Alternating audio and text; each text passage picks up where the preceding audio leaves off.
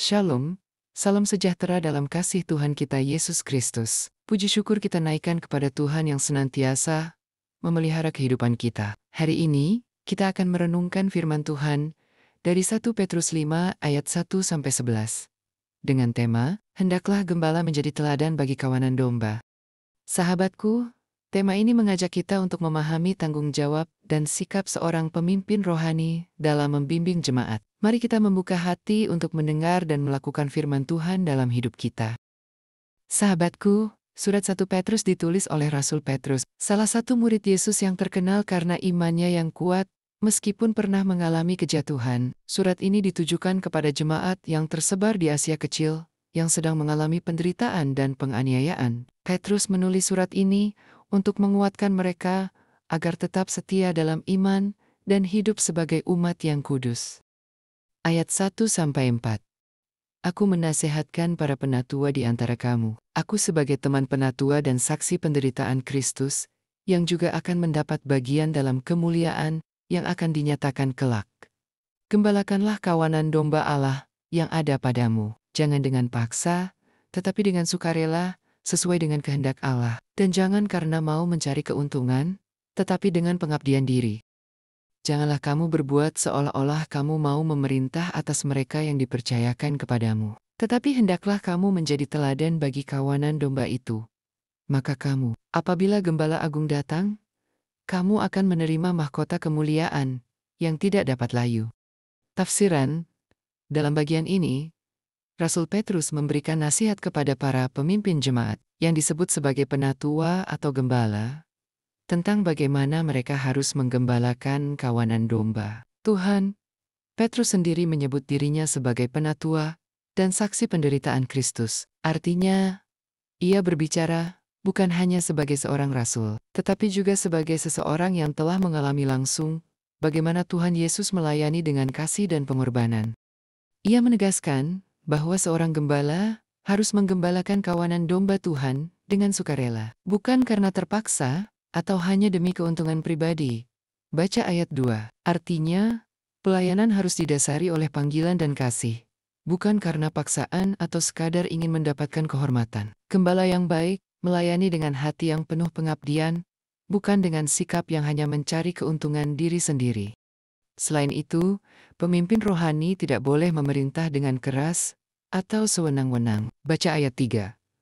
Artinya, mereka bukanlah tuan atas jemaat, tetapi harus menjadi teladan dalam perkataan, tindakan, dan sikap hidup. Seorang gembala yang baik bukan hanya memberikan nasihat atau ajaran, tetapi juga menunjukkan bagaimana hidup dalam iman dan kasih kepada Tuhan. Petrus kemudian menutup dengan janji bahwa ketika Gembala Agung, yaitu Yesus Kristus, datang kembali, para pemimpin yang setia akan menerima mahkota kemuliaan yang tidak akan layu. Baca ayat 4. Ini mengingatkan bahwa penghargaan sejati bagi seorang pemimpin bukan berasal dari manusia, tetapi dari Tuhan sendiri. Seorang gembala yang setia akan mendapatkan upah kekal, yaitu kemuliaan bersama Kristus dalam kerajaannya. Dengan demikian, ayat 119 ini mengajarkan bahwa kepemimpinan dalam gereja bukan tentang kekuasaan, tetapi tentang melayani dengan kasih, menjadi teladan bagi jemaat, dan menantikan upah dari Tuhan sendiri. Ayat 5-7. Demikian jugalah kamu, hai orang-orang muda, tunduklah kepada orang-orang yang tua. Dan kamu semua, rendahkanlah dirimu seorang terhadap yang lain. Sebab Allah menentang orang yang congkak, tetapi mengasihani orang yang rendah hati. Karena itu, rendahkanlah dirimu di bawah tangan Tuhan yang kuat, supaya kamu ditinggikannya pada waktunya. Serahkanlah segala kekhawatiranmu kepadanya, sebab Ia yang memelihara kamu. Tafsiran. Setelah menasihati para pemimpin jemaat, Rasul Petrus kini berbicara kepada jemaat secara umum, khususnya kepada orang-orang muda. Baca ayat 5, ia menasihati mereka agar tunduk kepada para penatua. Artinya mereka harus menghormati dan menaati pemimpin rohani yang telah ditetapkan Tuhan.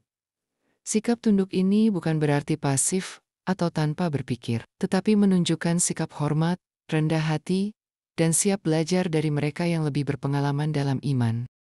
Petrus kemudian memperluas nasihatnya kepada semua orang, dengan perintah untuk saling mengenakan kerendahan hati. Baca ayat 5. Kerendahan hati di sini digambarkan seperti pakaian yang harus dikenakan. Artinya, setiap orang percaya harus menjadikan sikap rendah hati sebagai bagian dari kehidupannya sehari-hari. Alasan dari perintah ini sangat jelas, yaitu sebab Allah menentang orang yang congkak, tetapi mengasihani orang yang rendah hati. Ayat ini mengutip Amsal 3 ayat 34, yang menegaskan bahwa kesombongan adalah sikap yang berlawanan dengan kehendak Tuhan, sementara kerendahan hati akan mendapatkan kasih karunia darinya. Selanjutnya, Petrus mengajak orang percaya untuk merendahkan diri di bawah tangan Tuhan yang kuat. Baca ayat 6. Ini berarti kita harus menyerahkan diri sepenuhnya kepada Tuhan. Percaya bahwa Dia yang memegang kendali atas hidup kita. Kadang-kadang, kita ingin segera mendapatkan jawaban atau perubahan dalam hidup. Tetapi Tuhan punya waktunya sendiri untuk meninggikan kita. Jika kita tetap setia dan rendah hati, maka pada waktunya Tuhan akan menyatakan kemuliaan-Nya dalam hidup kita. Sebagai bentuk nyata dari kerendahan hati, Petrus mengajarkan agar kita menyerahkan segala kekhawatiran kita kepada Tuhan, karena Dia peduli kepada kita. Baca ayat 7. Ini adalah undangan bagi kita untuk tidak hidup dalam kecemasan atau beban yang berlebihan, melainkan belajar mempercayakan segala persoalan kita ke dalam tangan Tuhan. Dia bukanlah Tuhan yang jauh dan tidak peduli, tetapi Bapa yang penuh kasih, yang selalu memperhatikan. Dengan demikian, ayat-ayat ini mengajarkan bahwa hidup dalam kerendahan hati membawa berkat dan pertolongan dari Tuhan. Kita diajak untuk tidak sombong, tunduk kepada pemimpin rohani, percaya kepada rencana Tuhan, dan menyerahkan segala kekhawatiran kita kepadanya, karena Dia peduli kepada kita. Ayat 8-9. Sadarlah dan berjaga-jagalah, lawanmu, si iblis, berjalan keliling sama seperti singa yang mengaum-aum, dan mencari orang yang dapat ditelannya.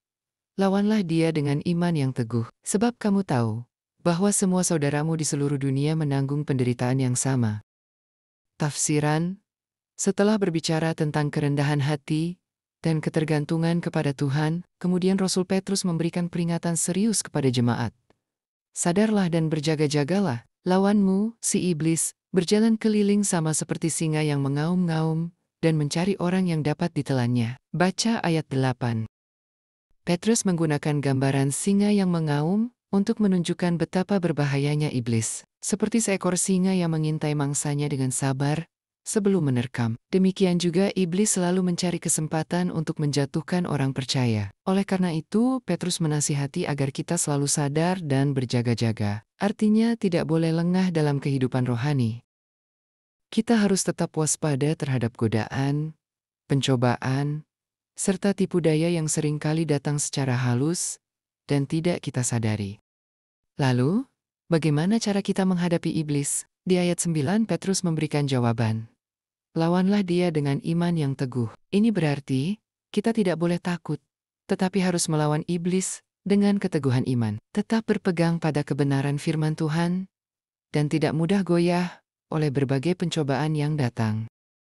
Petrus juga mengingatkan bahwa penderitaan yang dialami oleh orang percaya bukanlah sesuatu yang unik atau hanya terjadi pada satu orang saja. Sebaliknya, penderitaan itu juga dialami oleh saudara-saudara seiman di seluruh dunia. Ini memberi kekuatan bagi kita bahwa kita tidak sendirian dalam perjuangan melawan iblis dan menghadapi pencobaan hidup. Ada banyak orang percaya lain yang juga berjuang dalam iman, dan Tuhan tetap menopang mereka semua. Dengan demikian, ayat-ayat ini mengajarkan bahwa hidup sebagai orang percaya bukanlah hidup yang tanpa tantangan, tetapi kita harus tetap sadar, berjaga-jaga, dan melawan segala tipu daya iblis dengan iman yang teguh. Jangan takut, karena kita tidak sendirian, ada banyak saudara seiman yang juga berjuang, dan Tuhan selalu menyertai kita. Ayat 10-11.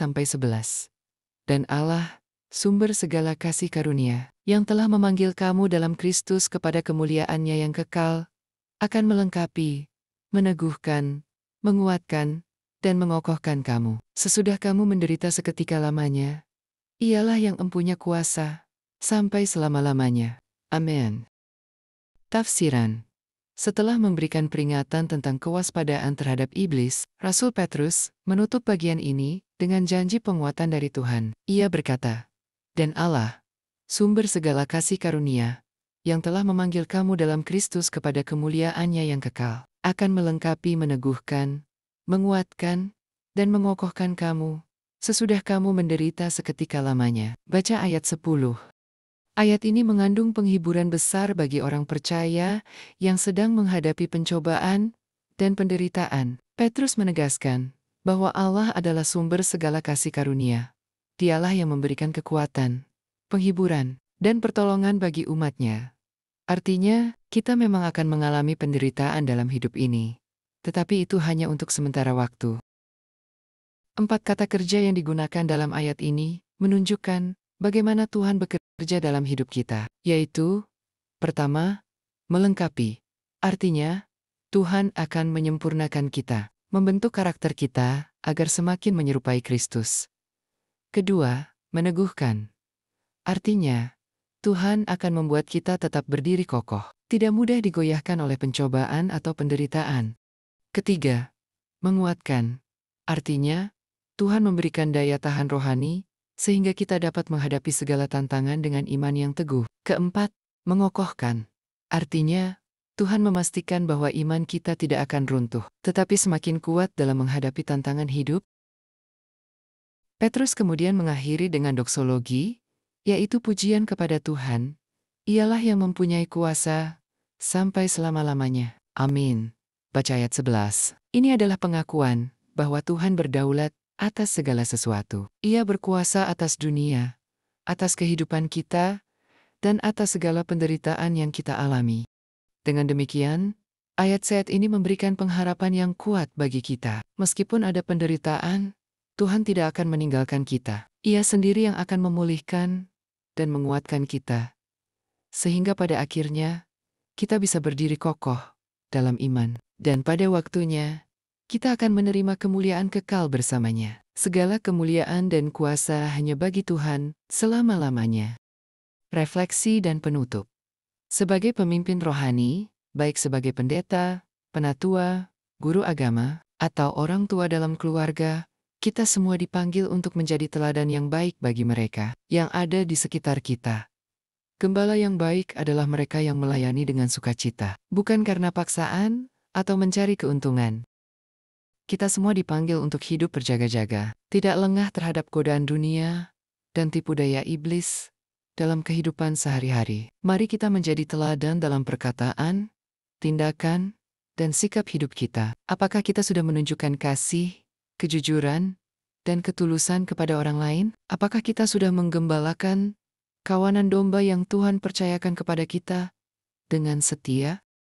Kiranya firman Tuhan ini mengingatkan kita semua bahwa kepemimpinan dalam gereja dan kehidupan sehari-hari harus didasarkan pada keteladanan, kerendahan hati, dan ketergantungan penuh kepada Tuhan. Amin.